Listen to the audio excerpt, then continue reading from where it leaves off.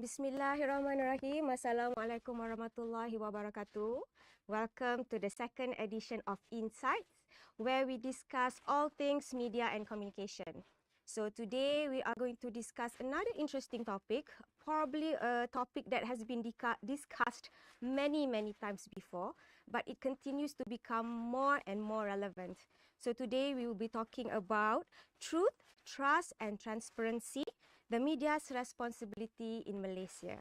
So today we have with us, we're very privileged to have four esteemed panelists. On my immediate left is Dato' Yong Soo Hyong. Okay, Dato' used to be the Ketua Pengarah of Bernama. He has an illustrious career, currently the advisor of the National Press Club. So Dato' is still active in writing, Dato'? Yes, Yes, okay. And the handsome gentleman beside Dato' is Dr. Marinaran. He is a very well-known expert in media and politics. Doctor is also the author of Pilihan Raya Demokrasi Malaysia and an ex-member of the Electoral Reform Committee. So Doctor has contributed significantly to the reform efforts in Malaysia. And if you think the third speaker looks familiar, you've probably seen him on Astro Awani, where he has his own show every weeknight, 10:30, Notepad with Ibrahim Sani. And more than that, he used to be a radio host and now also has his own podcast, Tiba. You're a man of many hats, Mr. Ibrahim. And also a former student of Yes, yeah, that's the the best school on the planet. Yes, an alumnus of IIUM, that we must say. And last but certainly not least, we have with us Mr. Zikri Kamaruzaman. He is the news editor at Malaysia Kini. So Zikri is at the forefront, I would say, of independent media, critical media, so making his perspective crucial to our conversation today. So I am Dr. Shafizan Muhammad. I am here as the moderator. My task is to administer the discussion as well as balancing out the level of testosterone that we have here in the discussion, in the panel today. Hans, that's why I'm wearing pink. Yeah, to give some feminine approach to the discussion. So, but gentlemen, I will be quite strict with time because although we have a lot to discuss, time is something that we cannot compete with. So we have 2 rounds of discussion. Each panelist will be given 7 minutes maximum. But I will give you some indicator at the 6th minute to tell you that you have 1 minute left. But of course, if there's extra additional questions or you want to add to the points, please feel free to do so. So I think without further ado, let us start our discussion today. And I think it would be best to start with probably the most experienced, the most veteran, Dato'. Are you okay? All right. Going is heavy for me. Okay. Okay, Dato'. All right. So in this first round, we try to just, come up with general questions defining our issues today. So, Dato', based on your very vast experience, okay, you as a seasoned journalist, you have a wealth of experience. You've gone through different eras, challenges, phases in Malaysian journalism. So maybe it would be best for you to be able to define for us what it means, what is media's responsibilities, especially concerning truth and transparency, Dato'. The floor is yours. Okay, thank you. I think things are at a very exciting stage at this moment. We've got the new government since last November, and media houses are trying to push the boundaries. And truth is and responsibility is something that is very important because you have a lot of people now becoming great commentators because they have the handheld devices on their hands. When they wake up, that's the first thing that they go to, and before they sleep, they also go to that, and they have lots of comments, and that places a very heavy responsibility on the media organizations in order to put out the truth. And sometimes, more often than not, you have people who say that the established media are not daring enough, bold enough, sexy enough, that sort of thing. But I suppose there is plenty that the established media organizations can do is to publicize more truth. But then again, you have this saying, truth hurts, and then you get people get a bit ruffled if people were to write the truth. I'm sure my friend from Malaysia Pingi will attest to that. I remember there was once during more than 10 years ago, there was this effort by the New Straits Times Group and also Pita Harian where they do investigative reporting, and they did a lot of undercover jobs and all that, and many things were exposed. But when it came to the final last mile as to what are you going to do with all these so-called people who are, doing all these bad things, and then you don't get an answer from the authorities. So there seems to be a cover on these things.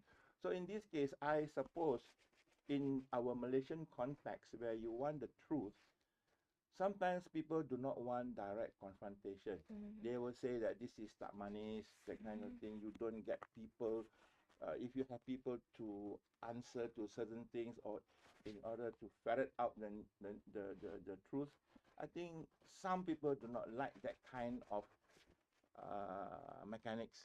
So I reckon that the media can get around this by getting commentaries more in the indirect form. If you have more onslaught of commentaries, then it will be good. I remember Astro, the Chinese program, they had one slot at 10 o'clock or 10:30. I think it's still ongoing.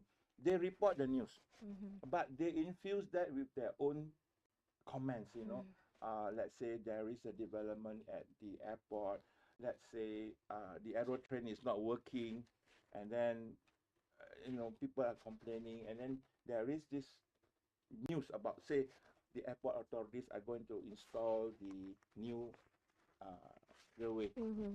But then again, the two presenters in Astro, they get lots of very, very good following until the Ministry of Information then were putting them on the radar. And then these two guys are really very good in their comments. I suppose in order to move forward, then we have to have this sindiran thing. Then you can actually bring out the truth and let people know what can be done.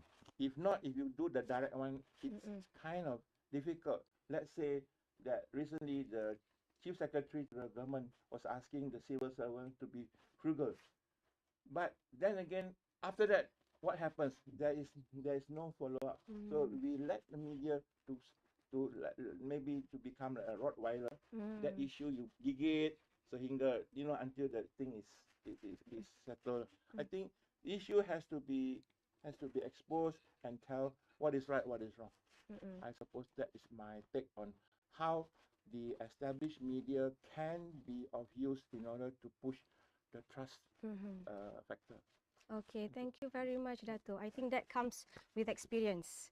And talking about truth just now, we want truth, but sometimes we can't handle the truth. That's what I get from your point. It reminds me of A Few Good Men, if you watch the movie. There was this confrontation between Jack Nicholson and Tom Cruise when they say that authorities usually can't handle the truth. So I think this relates to Dr. Manimaran. Can you then help us understand what is truth and trust in relation to covering political and election news? I mean, is there a real distinction, comparing covering news about politics than when you compare or when you cover news of other types? Thank you. I think that generally that's how we define the truth, trust, and responsibility or responsible media. We need to look when coverage, so there's what we call coverage by the journalist. So when we take the product media as a product, there is direct coverage by journalists. That's one full-time staff. We were before, now we and so another part component is the people writing their opinion on Twitter, for pictures, opinion piece, and etc. So we look at them, these two products, news and non-news product. So they come in the form of media platform, TV, or newspaper, magazines, and so how we then coverage in terms of media and coverage. I look both either coverage for political news or non-political news. The principles are same. We need to give the right news, balance, fair coverage, together with the responsible journalism, responsible media. When we carry the good news, the professional news, transparent, that will help us in creating the trust from the audience, whether TV or broadcasting, newspaper, magazine, so print media, online media. Now we need to understand what is media. So now we have the real professional media, like where we were before, or we are here part of them, and we have another world outside the media, so-called media. So that the problem starts from there. If I take one line statement, one line sharing my thought, the traditional media responsible, we can call a responsible person, responsible actor. They mean they produce news with the responsibility. They know we have the what we call parameter, we have boundary. I mean the law and regulation. We step further one step out, then we will the court or whatever the legal action will come to us. So everybody can say we are very responsible media. There are people questioning that we are not multimedia and all Japanese. But in general, we are very responsible. That's why before last 2018 election, the most media in Malaysia faced what we call the problem of dilemma of what we call the trust and confidence. But it changed. And after 2018, we can see what we call very what we call constructive changes to take place. Media are free to write what they are going to what we call to produce the truth, tell the truth, which is part of a code of ethics. We see the code of ethics, Malaysian journalism code of ethics. We have 9 items. One item is talking about responsible media, tell the truth. That's why people buying our product. Buying our product mean Traditional, TV, Astro, or other TV stations, newspapers, online. The media is responsible to produce the truth. Why are you buying the product? Why you have to subscribe to Astro? Why subscribe to Malaysia Kini or newspaper buying? If the media fail to give the truth, tell the truth, the right product, that means the product that people want, the customers, the audience won't come to us next day. Why we face the problem? We have experienced it in our country until 2018, the credibility issues. Because when the responsibility not only tell the truth, writing the proper news, good news, telling the truth. When we have a self-censorship, you can see in terms of news value, normally we learn 6 news value. Current, proximity, the VIP, interesting, human interest. But another part is tell the truth. That means sometimes the news is censored by the editors, the reporters, because of the ideology, because of the ownership factors. We're not telling the truth. We can experience it in our local country. But this is one of the reasons why the media owned by certain political parties, certain owned by government, and also owned by NGOs, independent bodies, but they have their own political ideology.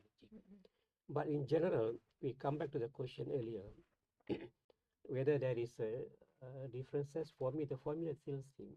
Whether political news or non-political news, we need to produce story or write the stories, publish story with what they call with the main consideration, tell the truth to gain the trust with a responsible approach. Okay. Thank you so much, Doctor. You sum it up very nicely. But what we get is that you want to cover any type of news, politics or not, you have to keep the truth. It's just that, of course, truth is then limited by ownership, by all these other probably limiting factors. That's the trust in our life. Mm-hmm. How we trust someone or friend, anyone. Those Mm-hmm. are the trust. Mm-hmm. Responsibility. Mm-hmm. Simple to me. Mm-hmm. Okay, all right. Thank you so much, Doctor. You also mentioned that, traditional media, for example, have certain ethics or rules that they have to follow. And I think probably Ibrahim could also add on to this to compare from your experience, from radio to TV to podcast. This transition of different platforms, you've been in action in these three different platforms. Does this transition, transition or transformation from one platform to another actually affect the issue of transparency and accuracy? I think when you pursue the topic of truth, transparency, and the like, you have to ask yourself, where does this truth lie? That's why in the US you have this whole concept of your truth is different from mine. Yes. And you start to wonder whether or not this is the same thing that is happening in this country. Mm-mm. An example is the Rafizi debate with Shahid Mm-hmm. Sulaiman, also a former alumni of UIA. Yeah. You would look at the debate and you know who the clear winner is, and you walk out of the room and you're like, God damn it, the guy really won the debate. And then you say those words to two different people, Yeah. and one of them will be like, yeah, Rafizi. Yeah, he very did good. it. You speak to another person, yeah, Shahid did it. This is how reality is. That the same thing that is in front of you is being interpreted differently by two different audiences. Who is right, by the way? The answer is nobody is right, nobody is wrong. This is how truth is being perceived. Now you can have facts, but generally speaking, truth is something that is more amenable and malleable today than before. I don't know whether this was how I was thinking 10 years ago or 20 years ago. 20 years ago, I would see it as, if it's facts, it's facts. It's immutable truth. This is how it's going to be. 20 years down the road, especially after doing this job for a bit, I start to realize, oh my God, if I say the same thing that comes out of my mouth, what is being digested or consumed by the audiences can be entirely different. And that's when we have to start to ask ourselves, what is the future of this industry? I'm talking about the media industry. First thing that we need to understand is, how do you define mainstream media? Because if you say traditional media is mainstream media, I beg to differ. About 8 years ago, there were 20,000 journalists in newsrooms around the country. Today, there's less than 2,000. In fact, for Datuk Yong's participation, I think about 200 or 300. I don't know how much your membership is. How can you call yourself mainstream media if your membership is just 300 people? Let's be honest about the whole situation. Traditional media is no longer mainstream media. What is mainstream media right now is social media. And social media can be misconstrued as unreliable, unverifiable, no check and balances, no gatekeepers. We were talking about news editors. Our good friend here is a news editor. He edits news. Yeah. Who or where does the news editor concept or role sit in social media? The answer is no. And is this wrong? My take is that it's not wrong. That's why people perceive it to be more reliable. That's why I would go to the social media element first, find out about what's happening first, and then, based on my own understanding, I will then, if I want to, verify it through traditional media. Check on Esrawani. Is it there on Esrawani? If it's there on Esrawani, that means the thing that I saw or read 20 minutes ago or 30 minutes ago is verified. Yes. But if it's not on Esrawani, okay, I'll put the question mark on this. They say that the Gen X or baby boomers are so concerned about media disrupting the mind of the young. This is very veritably proven to be untrue. The young can verify news quicker, faster, and better than baby boomers. So it's always the baby boomers that is trying to figure things out as things go along, and the Gen Alpha and the Gen Zs are now getting news the way they do it quickly. So you start to see, okay, this is where the trajectory is. Now you start to understand, okay, social media is not the mainstream media, traditional media is on the way out. So what's next? What's next is this. We have to go back to the Reuters study that they did with Oxford. In 2014, when they asked or surveyed Malaysians, 28% of Malaysians feel that they trust media. They trust media. That was about 8 years ago. 8 years down the road, after we ousted Najib Razak and his crooked government, and we ousted a few other prime ministers along the way, we start to realize, hey, hang on, removing a prime minister can be an everyday thing. And now the prime ministers are now on their toes, and the news is reporting as such. Of course, we have this notion of, ministers calling, editors, why did you run that story and take that story down, or you better watch out, that news anchor is talking too much, all this. That happens all the time.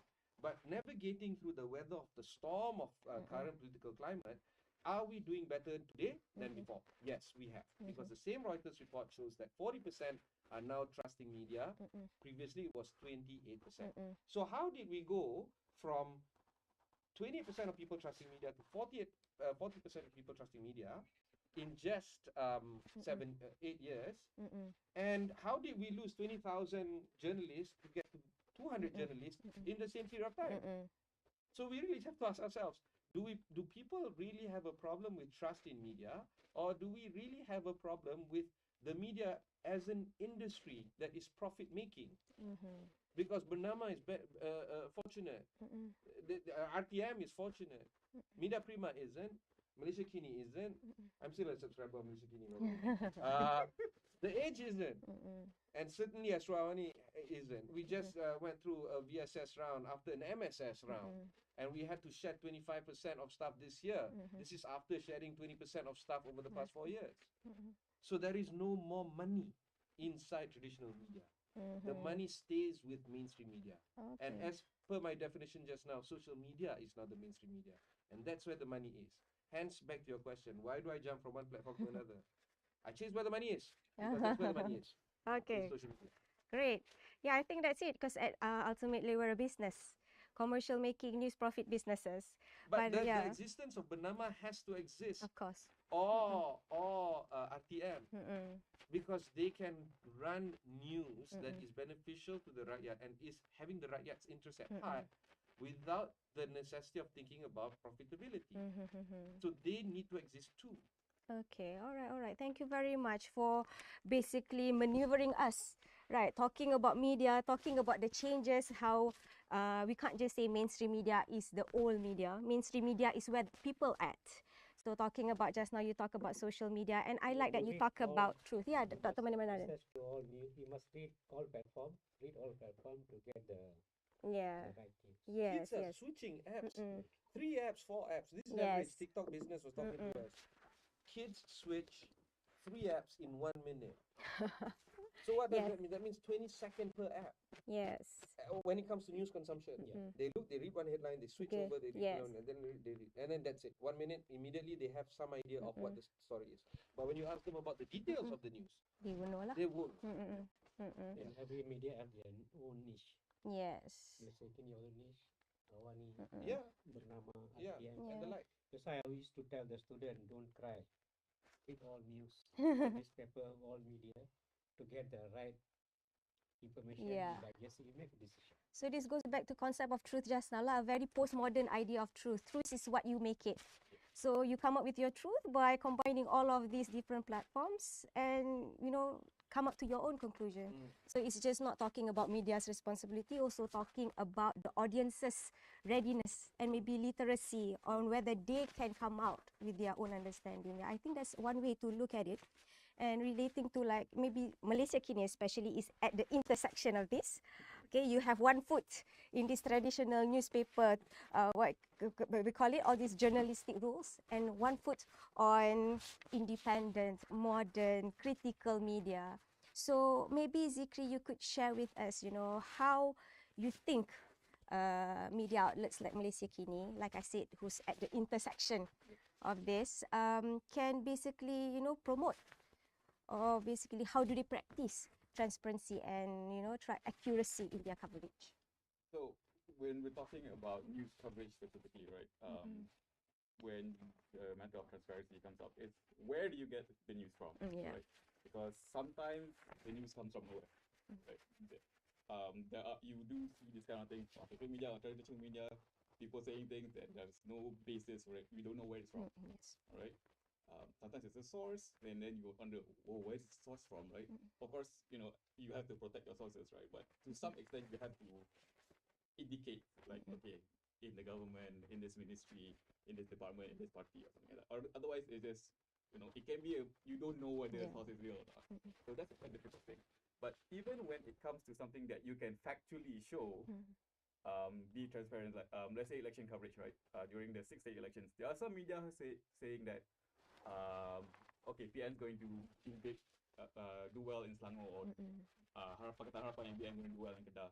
But there's no facts. It's either there's no opinion. It's either an opinion by an expert, Sentiments, yeah. or quote unquote expert, or a sentiment, or it's just there's nothing. There's nothing to back this up, right? But even when you show the data and try to prove the data, people may not believe it. So in our experience, when we went to Kedah during the 6 state election, on paper we already knew that yes, if there was a swing, 20%, 15% swing, maybe BN Harapan can make major gains. We went to Kedah, we didn't find it.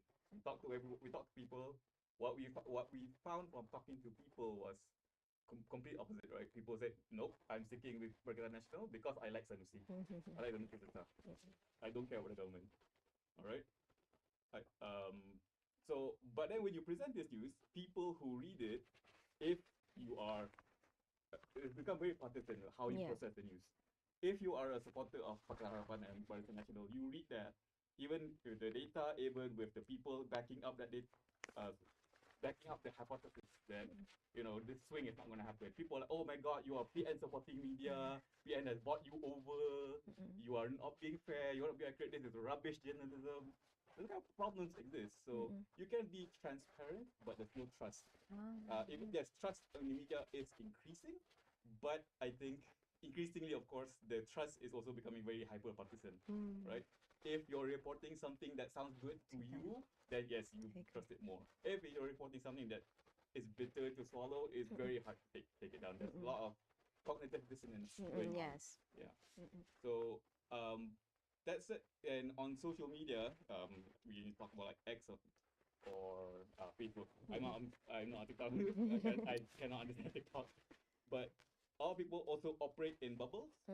You say things, and only people who share what your kind of opinion believe in that kind of thing. So if you actually, and sometimes even on platforms, it's very strong partisanship. Like X is more liberal. TikTok is has a bit of both, but also in Malaysian context, maybe a bit more conservative leaning. So if you look on people debunking things on X, for example, showing this, for example, this thing about Saifuddin Nasution overseeing a registration of marriage, and then someone showing that Hamzah Zainuddin did the same too, and someone posted about it on X, and then one of the top comments was post this on TikTok because people on X can understand, but then it has to reach a different kind of audience. The audience that you intend to is not on this platform. So that's a bigger problem that you have to deal with. Okay, thank you so much. Yeah, I think this goes back to the concept of this abstract truth. Like you mentioned just now, we can identify that actually, even if you tell the utmost truth, it does not necessarily give you trust from the public.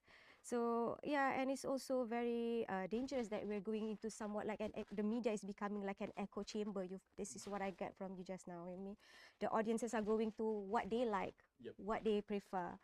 Okay, I think we've got so much insights already, talking generally about truth and trust, but now leading to us to be quite more confused about when we talk about truth and trust. So I think we need a little bit of a breather because we've already ended the first round. So maybe we'll go for a 1 minute break, and then we'll come back with the second round, so we can delve deeper into this topic. Thank you.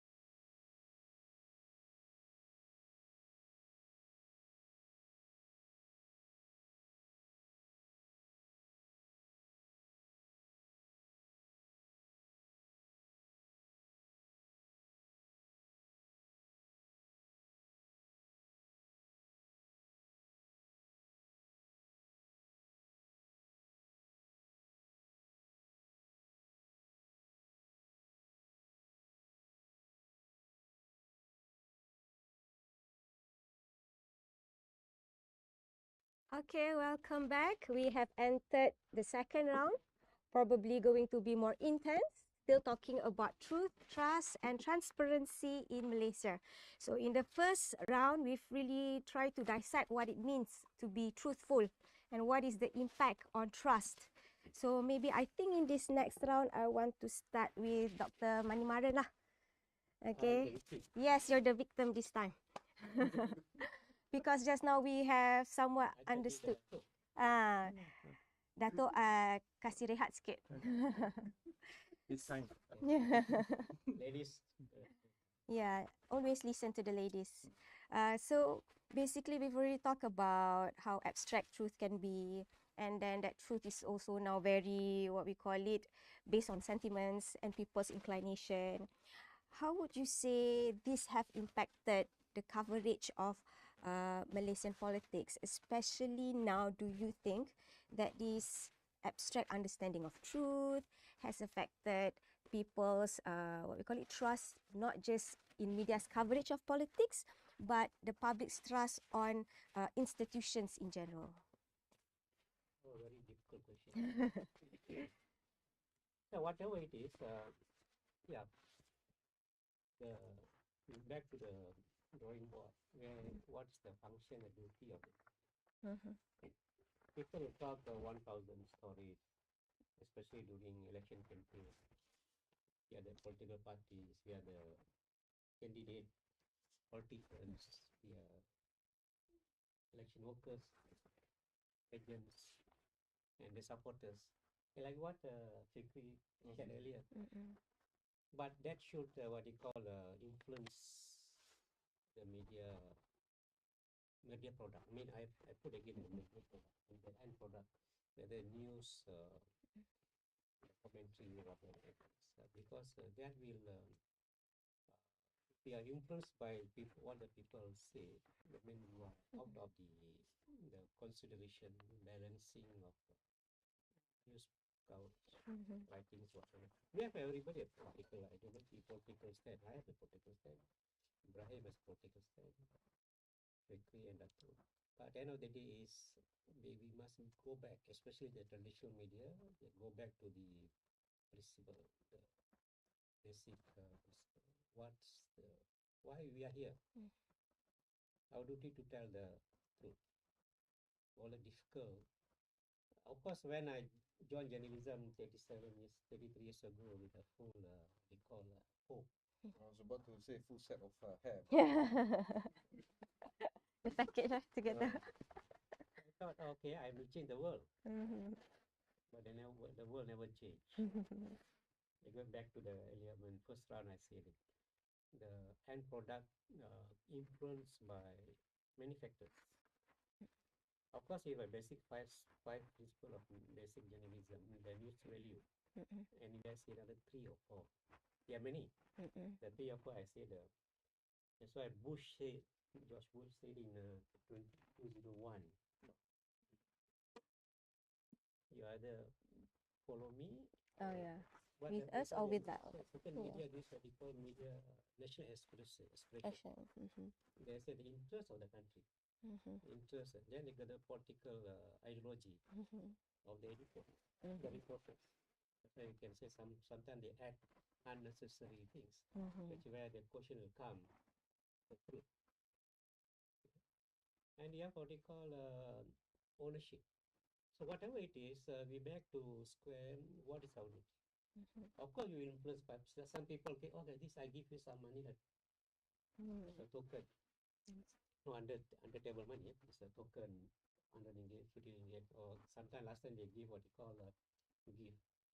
Go for event, they give souvenirs. Then they give you with the attention to say the news will be out. I've seen problem. I went to one hotel function. This is 1990s when I'm just a young reporter. I give you lunch, but the news didn't come out. Wow. Oh wow. So okay, yeah, as I say, your duty, you give me lunch. My duty to write the story. I did. If the story didn't publish, not out. It's not my decision because again, either because the space. No space or the story is not important. So it's determined by editors. You have a sub-editor, chief sub-editors. Whether long story, cut short stories, it's not my duty. My duty to give me lunch. Okay, fine. I write the story. But you must buy lunch to make sure the story out. So I came to the question. Okay, so we have what you call certain story we own out, own carry by because of the what you call sponsored by because some certain PLC, certain companies buying what you call space advertisement. Because of that, the story sometimes will get extra space or they will bury, they will ill off. Again, because ownership or whatever. So whatever it is, back to journalism. I think the media we have many type of media. We have owned by government, political parties. Newspaper is not the government. It's owned by parties that are running the government. Certain people they're giving. Now we have portals sponsored by individual NGOs or certain businessmen. Yeah, So understood. they take part. They take the line. It's happening now. Yeah, understood. So whatever is, we have the journalism, the media have the responsibility to tell the truth. Of course, people won't accept the truth if they feel no happen. People, you say it's not people calling. Don't carry the story and make it. Downplay it. Yeah. Downplay and happen. But more, everybody want what you call beauty. Semua orang nak cantik lah kan. Everybody want. There's a psychology of communication. Yes. Psychology of communication. People want the good news. Telling the good about them. The bad, they won't accept it. That's why I say they must be two-way communication. The media tell the truth. The audience must be able to accept the truth. Although sour sometimes it's not good for them. Otherwise, we won't progress. Media, again, the role is, everybody has to understand, the media's role is to tell the truth for the betterment of the society and the country. Okay. All right, Doctor. Thank you, Doctor. I think, in that 7 minutes, you sum up to say that there are some shifts, but mainly the fundamentals are the same. Yeah, the media has to uphold the truth. There are principles that needs to be followed. We have Yeah. three era of media Mm-hmm. journalism in Malaysia. The beginning of course, our first newspaper, 1976, Malay newspaper. Mm-mm. This time is older than that, still around. Mm-mm. Yeah. So the first era until 1970s, before they nationalized Yeah. that means newspaper was born in Singapore. They came To brought okay. over to because after Yeah. after Malaysia formation, we changed ownership. Mm-hmm. Yeah. So they changed what they call the freedom of media, Media. responsibility Mm-mm. media coverage. Then after 2014, after 2018, after 14 year election, Mm-mm. we have a better media Yeah. landscape. So we are the third era. We're in the third era at the So we moment. hope that this era will be Oh, flourished better lah. further. Okay, understood. Yeah, yeah. There's always going to be progress and changes, and we are in the third era. So yeah, I have a question for Ibrahim, who's probably in action during this third era. Okay, because just now Dr. Marinaran talked about journalism ethics, journalism principles, but having a podcast of your own. And I think we know lah podcast, sometimes people go to podcast not to get objective news.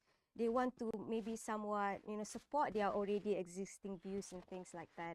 And there is no really an ethical guide or rules for podcasts to be handled in whichever way. So how do you, as the source of information or news, maintain truth? Is it your truth? Like we said just now, going back to the concept of truth. So let's talk a little bit about Podcastible. Podcastible is currently the #1 podcast in news across Apple Podcast and Spotify. It is the #2 total most listened to podcast in the country after Keluar Sekejap. And Keluar Sekejap has a star power of 2 KJ lah. politicians, KJ, and Syahril does pull in sizable amount of corporate leaders listening to him as well. So while we can't assail Keluar Sekejap, we can, however, tapau lah the rest of the market right now. And for us to achieve this #2 podcast in the country status after only 6 months is remarkable. What we chalked it up is because of the 3 hosts, myself included, plus my 2 colleagues. We come from different backgrounds. We hate each other professionally and personally, and we don't like the other person's point of view. Now, can we meet once a week for 2 hours and talk normally and not end up throwing a chair at each other? The answer is yes, because I don't like the person's ideas. It's not like I don't like the person. In fact, I always drag them out for lunch. It's kind of sad if you eat lunch alone. Politician. No, Soon so to I be, drag soon to them out. be. And what happens at the cafeteria was the genesis of our conversation to this podcast. We said, hey, you know what? We all like each other in a way where the conversation is robust. Let's put it on tape. Now, let's look at what Dr. Mani was talking about. News is a product. I cannot agree with you more. It is. In fact, it's a highly commoditized product. There is no difference from a piece of news and you sell this so-called product to the market as opposed to you selling gold, oil, corn, soya. Is the same. His tweet and my tweet are the 2 competing factors on Twitter right now. But I'm taking a step back. I think his tweets are, I don't want to call it now, his posts on X are now much more robust than mine. Really, I haven't posted that much. Because it's the same. Perdana Menteri melancarkan sekian banyak. Perdana Menteri mengumumkan belanjawan X amount of ni tu. Then it boils down to Dr. Yong's statement. Why is it that my colleagues over at the Chinese channel at Astro gets a lot more traction? It's because of the commentaries that comes along with the news. Because people want to make sense of this so-called fact that is being presented to them. If this year's budget, SST went up from 6% to 8%, everybody knows this. How does this impact me? Now, people want to know that. So if you have a podcast, Najib will say one thing, Luqman will say one thing, I will say one thing. And we never conclude. Because I don't like people concluding things for me. Why should I conclude things for people? And that's when it goes to that point of why that podcast is getting a lot of traction, a lot of interest, a lot of phone calls, by the way, in terms of, why do we say this and that? And it's now being promoted elsewhere outside of Malaysia, because we all know there is a sizable amount of Malaysian diaspora everywhere around the world. In London, let alone the rest of UK, in Australia, there's a lot of Malaysians in Perth. They're all listening to our podcast. We have the metadata to show that the listenership is high. Now, then we fall back to that Reuters Oxford University research that we showed earlier, where trust has actually went up over the past few years. While Bulletin Utama is the #1 champion winner of news in Malaysia, 2 million monthly average viewers, compared to Astro One is 200,000, where 10% of Bulletin Utama, they rank lower on the trust score. In fact, all the other stuff ranks lower on the trust score, including Malaysia Kini, even though Malaysia Kini's report is something that I read personally nearly every day, right? Why is it that Astro Awani is the most trusted brand, even though our listenership isn't that big, or viewership isn't that big? It's because when we present the news, we create a China wall, then we say this is the commentary. So people don't convolute the two. News is news, comes on every top of the hour, 8 o'clock, 9, 10, whatever, noon. Then there's commentaries. And the commentaries are people like me. That's why I hesitate to call myself a journalist. I sit in a panel of journalists. I'm not a journalist. He's a journalist. Dato and Doctor is a journalist. I'm not. I'm a current affairs host, podcast host, TV host. Call me anything other than journalist, because I'm not. Stories don't originate from me. I don't go out there and hunt for stories. But when the story comes out, let me tell you what I think about the story, and go ahead and challenge me. It's okay for you to disagree with me, because, by the way, I disagree with you. So that's how things are. When things are like that, that's how you create trust. And remember, trust takes a lifetime to build. It takes one time aja to break it. I had that similar kind of story, right? The Chinese telecommunications company put a big envelope with a bunch of money inside. Carry my story. Tell the world that this thing is great. I freaked out, right? And I'm happy that my colleagues from other news agencies also equally freaked out. Yeah. Because this is, and you know, the fella said, whatever happens in China stays in China. No, it doesn't. No, it doesn't. And we had many lunches and dinners while we were in China, but an envelope full of money? No way. We walked away from it. And that's where the ethics come about. Because it's, I mean, SPRM can catch you anywhere. Perhaps less so in China as opposed to Malaysia. But quite frankly, do you want to be at the back-end call of a company or a politician at the behest of them to run their stories and follow their whims and fancies? Do you really want to have that life? I don't. That's why I'm free to talk about whatever. That's why I'm not that rich. We do. Yeah. I would like to add Yeah, that please. for Malaysia Kini, in terms of the trust scale, right, we practice the same thing. News and commentary are separate. We suffer from a different problem. We suffer from politicians Yes, attacking us. correct. Yeah. Okay. Yeah. All right. I think what we can gather is that yes, for journalists, or maybe you can call yourself commentators, or maybe a news dissector. Okay, people expect trust, people expect truth and transparency, but they don't really like it when we give them that.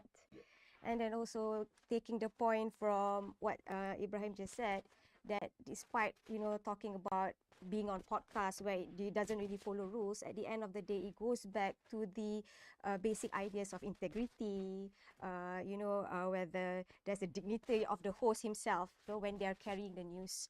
But we can also see Datuk, right, a big change talking about traditional, and then talking about now news also have levels. News is just to share news, but you're not expected to interpret the news for the audience. Then how do you see this as the future? Saudara Ibrahim. is fantastic news commentary analyst. News. Thank you, Dato'. It's very good. Fantastic. Tell that to Astros. They can raise my pay. We send the then Surat sokongan. Kan kita semua surat sokongan. Okay, tak apa, kita boleh record ni and send. It's good. You do in a different realm. Yeah. We need that. We need that alternative for people to actually think. Okay. There are 3 points of view to that particular situation. It's good. So that is why your podcast is gaining traction. Every time we post a video on YouTube, the comments run in the hundreds, sometimes thousands. The YouTube comments. Initially, it was filled with like cytros and robots. Now we know it's real human beings. We can see and people say, "Oh, I agree with Luqman. Or I agree with Ibrahim. Or Ibrahim is so wrong on this point, unbelievably so." And then the fella starts to put 3 or 4 bullet points. But that's the point, right?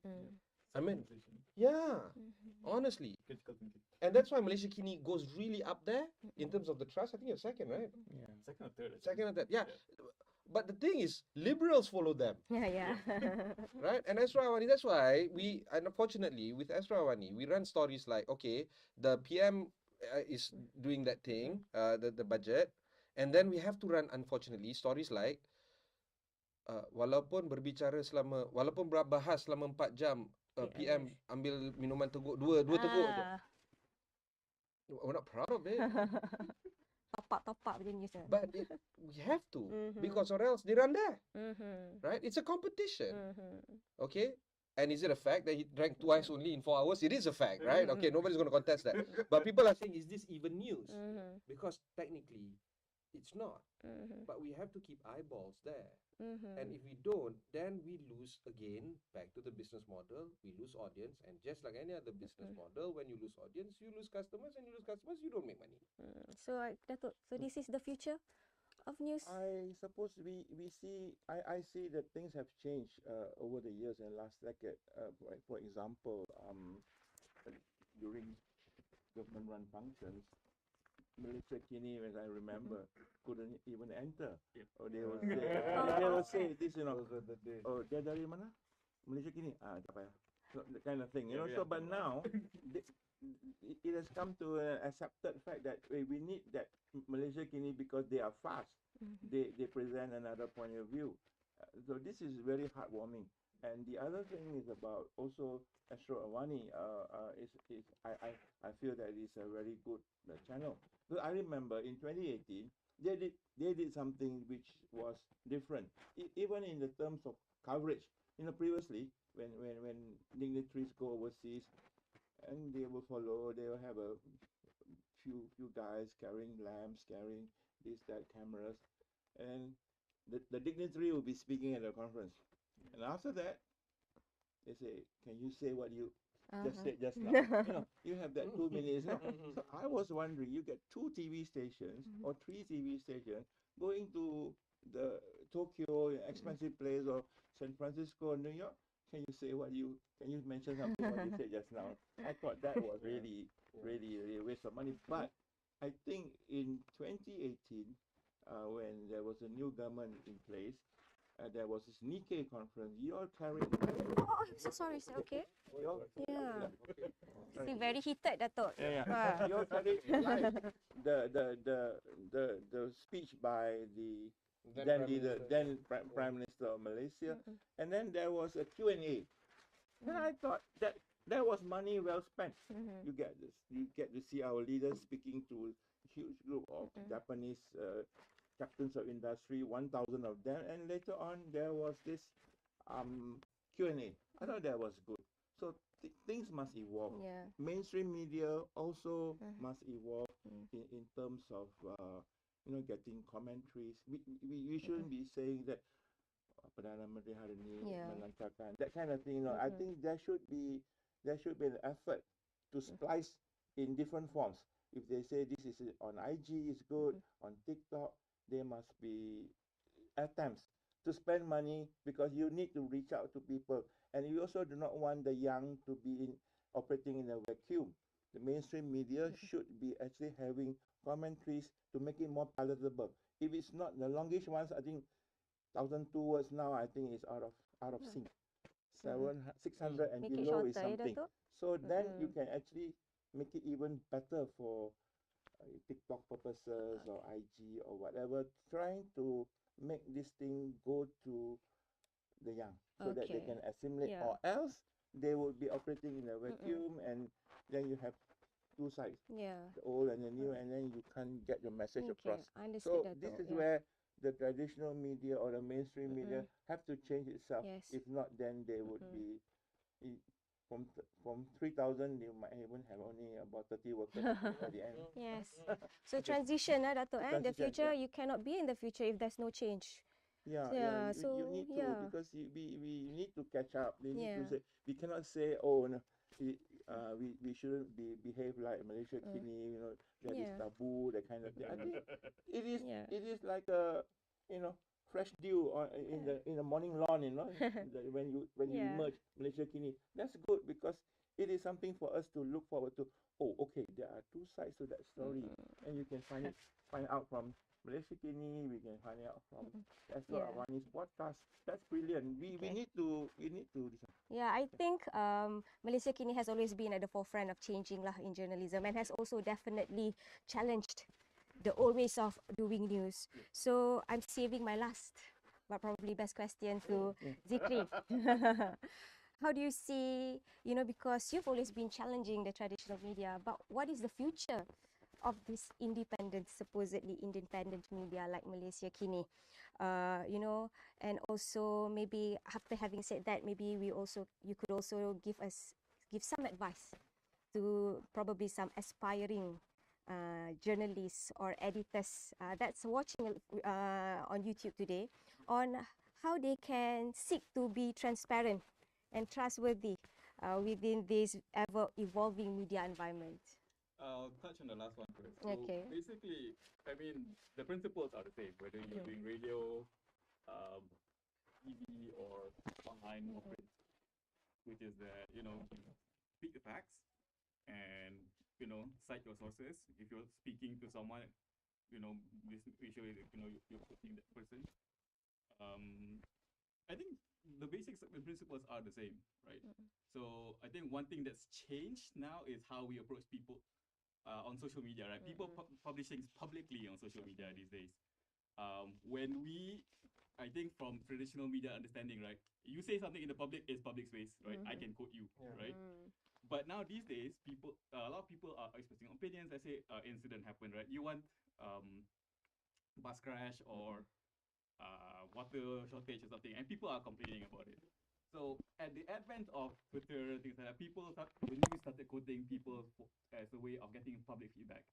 But now people from Gen Z are like very sensitive. I didn't give you permission to quote me. Why do you do that?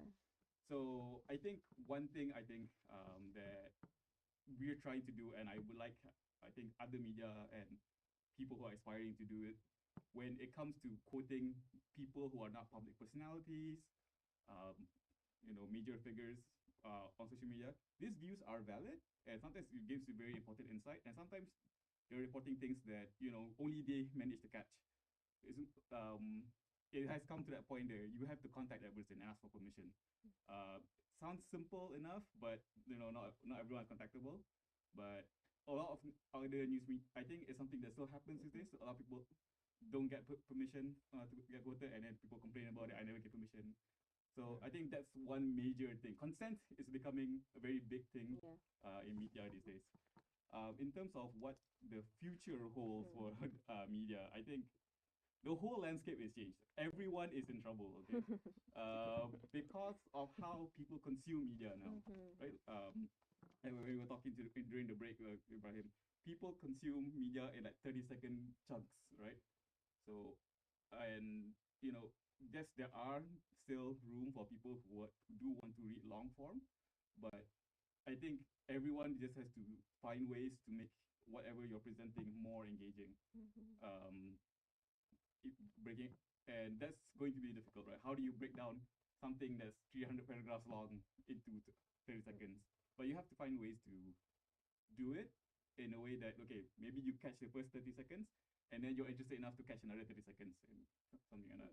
So, but yeah, the media landscape is changing. Everyone is trying to find out how to go forward. I don't think there's an answer. There is a sliver of hope because Jimmy Wills, the founder of Wikipedia, says that data has shown that people do stay on a Wikipedia page for more than 4 minutes. This is unheard of in any other .com industry. So people do read. Yeah, I don't contest that. Yeah, people do read. Yeah. And there was a case study, and how they originate is this. they started off with a guy on TikTok that normally does this content of breaking down famous music. So you know you have Jackson 5, you have Bee Gees, and then every track is broken into step by step, right? First the drum track, then the guitar comes in, then the singing comes in, whatever. So it started off with the Carpenters, a song, and the Carpenters broke the guy broke the thing down track by track, 30-second TikTok clip. Yeah.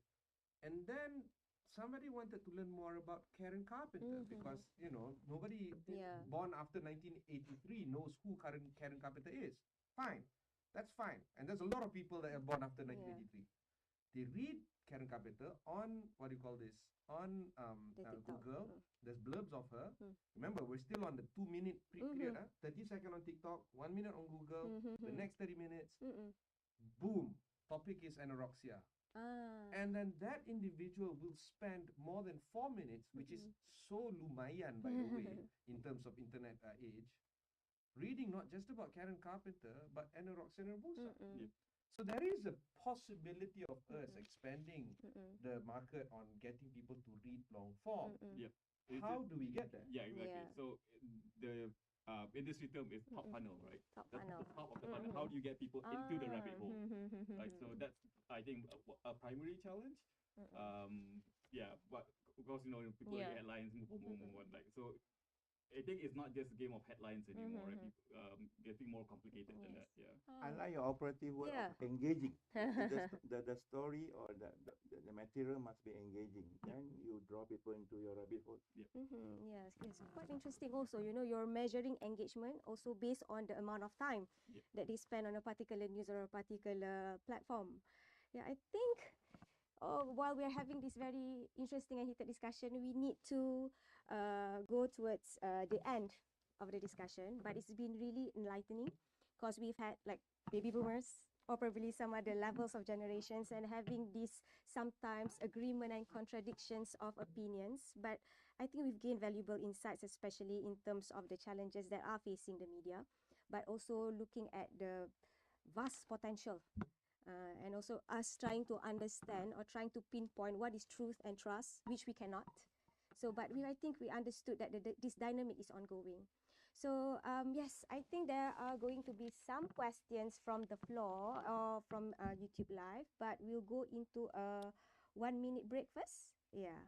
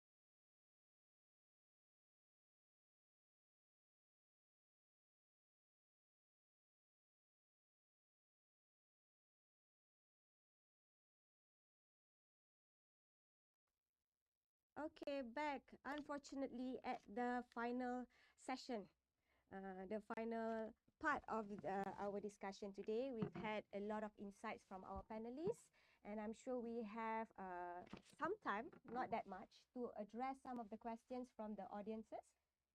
So question number 1, How can media organizations in Malaysia effectively combat this issue while maintaining transparency and trust in their reporting? I'm not sure what specific issue the question is asking, but I'm assuming it has something to do with the transparency and media reporting in general. So probably we can direct this question to Doctor. Ah, sure, please. So, basically, the problem now with transparency and trust, with trust specifically, is again cognitive dissonance, whether it's something gels with what you believe or not, and what you believe and how your where you lie in the political spectrum, if at all, what values you hold and things like that. I think honestly the real way forward is just to keep doing what you're doing, right? Which is that to report factually, report truthfully, and I wouldn't say report unbiased. I would say, how do I say this? Because everyone has a bias, right? Yeah. But I think to some extent you would try to report fairly, right? So I think that's important. Yeah, because I think everyone has a bias. Everyone has a partisan. So like for Malaysia Kini, right? We are non-partisan. We don't partake in politics, but obviously we are liberal and progressive values kind of things, right? But just because we are liberal and progressive doesn't mean we should undermine people who have conservative views, for example, right? You have to be fair to them. They have a valid point of view. So I think being respectful to other people will sort of help to build that trust. But of course, those are barriers that you have to overcome. I think to complement what Zikri was talking about is that conservative does not mean technologically inert, and liberal doesn't mean technologically savvy. In fact, if I were to make an axis of XY versus A B, you can have the XY axis as liberal and conservative, and then you can have the AB axis as technologically challenged and technologically savvy. Everybody belongs in some form of the quadrant. I would like to argue that I'm a liberal, technologically savvy. My mother would argue that she is a conservative, technologically savvy. She was one of the world's first computer programmers back in 1979. She coded with the cards, if you remember. So even today, right? She's on TikTok. She's actually a hit on TikTok. I don't know why people consume a 79-year-old TikTok lady, right? And it's cute, probably. Scary. It's also scary. I don't like the DNA. Don't let my mother. I know the DNA. Oh my God, so the scary. DNA, eh? I want to like that. No. And so I blocked my mom, and she created another account. Now she follows me with another account. You can never block your mom. Anyway, There's a family conflict. it is a family conflict. So there is also that whole idea of I can be liberal but technologically challenged, right? And of course, people then the quadrant that people normally associate conservative, technologically challenged. What I'm trying to say is within these quadrants, there are media titles that are associated with it. The Edge, the Malay Mail, all this, Astrawani, The Star, Bulletin Utama. And then you have Siakap Keli, you have Amans, you have so many other brands in between, right? And you have Bulan, for instance. And then you have, these are traditional media. I would like to argue that these are traditional, even Siakap Keli is traditional. And then you have influencers on TikTok and all the other stuff. The idea here is it's okay. Go consume whatever you want to consume. As a media house, you're right. Keep on going. Keep on going. If you want to build a career about, if you're journalists and all this, we have a lot of communication students here in UIA and everyone that's watching us. Choose. Don't be so concerned about whether or not you're going to be sellable, winnable, hireable, all this. The issue here is, are you serving your commitment to delivering what you think is right to the community? If the answer is yes, go, do it.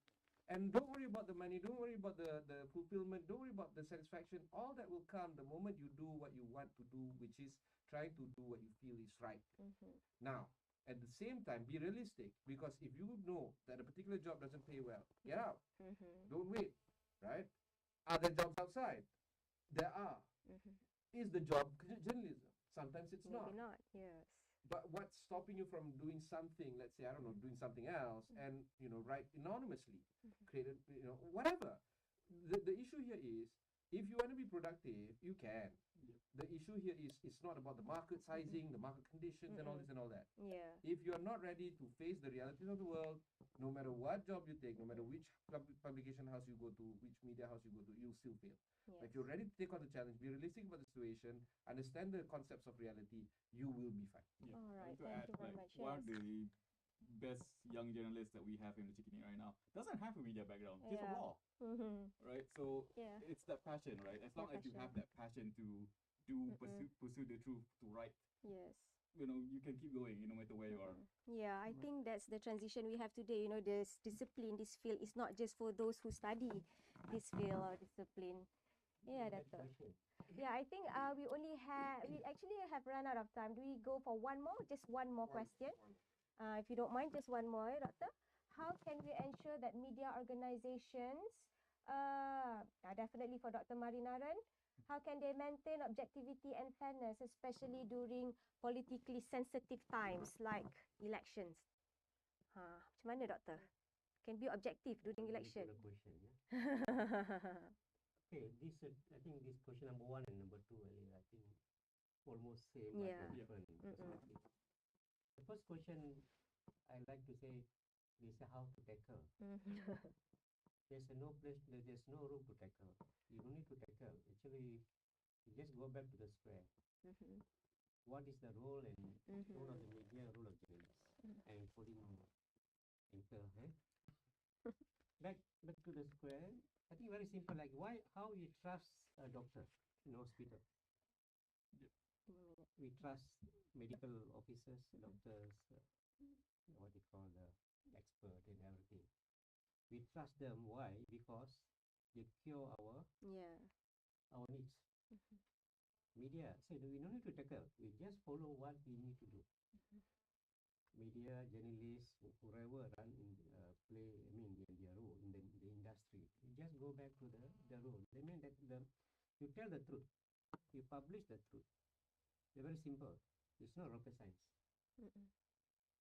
That's the problem today. Most of the media facing this problem. Business model. They say business model. We are business killed by technological changes. Nothing. It's not about technology. I did my PhD. The impact of technological innovation on the journalism practices. Until today, although we have searching engine, everything, the journalists still make mistakes. Just want to give example, a unique example. In 2004, when Pala became the prime minister, his wife, people wrongly reported Rosma Mansur. That happened. That happened. That's a rocker. In 2004, you already exposed to search engine Google. You can just find. And Pala was first budget after he's doing his term in budget for 2005. When it's in after 1 month after he presented the budget, he gave a wrong figure. Prime Minister gave a wrong figure, the number of allocation.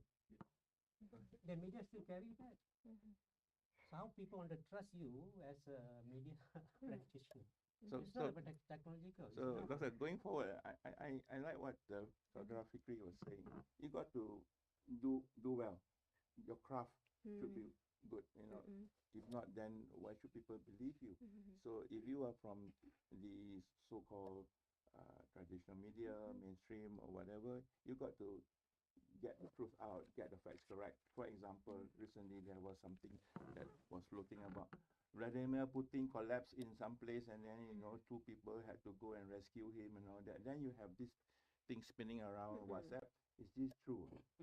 So and then you have this thing about earthquake in Bangkok. That's always going around. Do you have relatives in Bangkok? Call them to come back quickly. So then I said, you have to refer to the mainstream media to see the credible media and all that. Then only you can get what is really on the ground. Don't believe all these things, because people just want to float this thing in order to gain some fame for that moment. So I did tell my colleagues, when I was in Panama, you get lots of, like just now Fikri was saying that there was this law student, his passion was writing and it's good, and you get a lots of mass comm students who come to join an organization, they can't write for nuts also. I don't know why. And then I told them, I just want you to be able to write, to be able to speak. That's it. I do not want you to cook or dance. I told them, I was very cutting. You know, if you say you came from somewhere and you are a mass comm student and you can't do it, I don't understand why. Okay. The second question about the political coverage, we need to be fair to both sides. We need to be fair to the media, the journalists that cover the event, and also the people that give speech, campaign, political, drama, whatever. This is a two-way communication. Again, I say the two-way communication. We need to respect, be fair, and respect each other. Sometimes we say the media not give the fair coverage because we are not giving them the right, what you call, information input. Sometimes the reporter want to, that's why I say, just like give example, oh, you're from Malaysia, I won't talk. Still happens. Still happens. This I'm from Awani. Because of one story, this I will black out Ibrahim. It's happening still. So that's why in election reform committee we suggested, I was heading the media cluster. I said for us to have fair coverage, responsible coverage, the media need to be treated properly. Don't say, okay, that's why I give an example. If you want the media coverage, the statement, okay, let's say the media statement by a political party A, they must give to all, including Malaysia Kini, Awani, RTM, Bernama, everyone. If they fail to carry, then only we can say they are unfair, not transparent. Without sending to them, how you expect them to carry? And the media also need to give a proper fair coverage to all the parties. Then we can have a transparent. But it doesn't work, blocking one media house. I personally broke an embargo. It was supposed to come out at 3 o'clock. I published something at 2:50, 10 minutes early. That regulator was so upset with us. They wanted me to issue a Twitter, a tweet saying I apologize, all this. Fine. And then that regulator banned Esrawani from covering their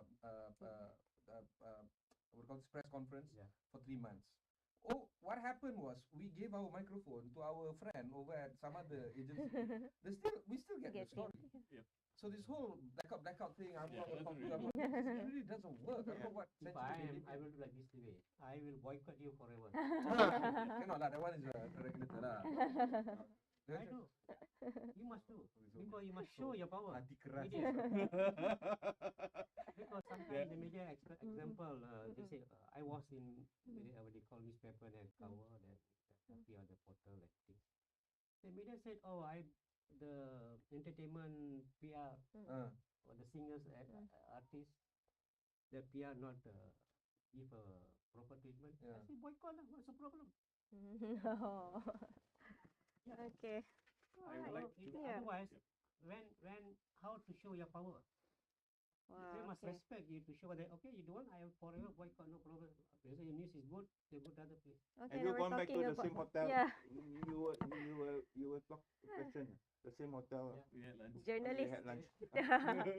So journalists are trying to enforce power. Yeah, Zikri. Maybe So last very quick, if last you're thing. doing election coverage, just be fair, cover both sides of the story, but call a spade a spade. If someone's being racist, call them racist. Yes.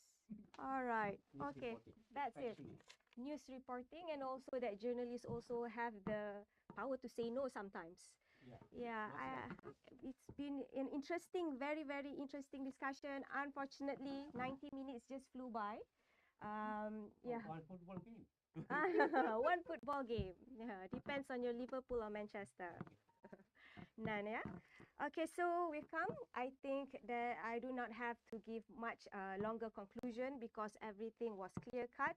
We've got perspectives from diverse experiences, diverse, media platforms, talking in terms of experiences, in terms of content.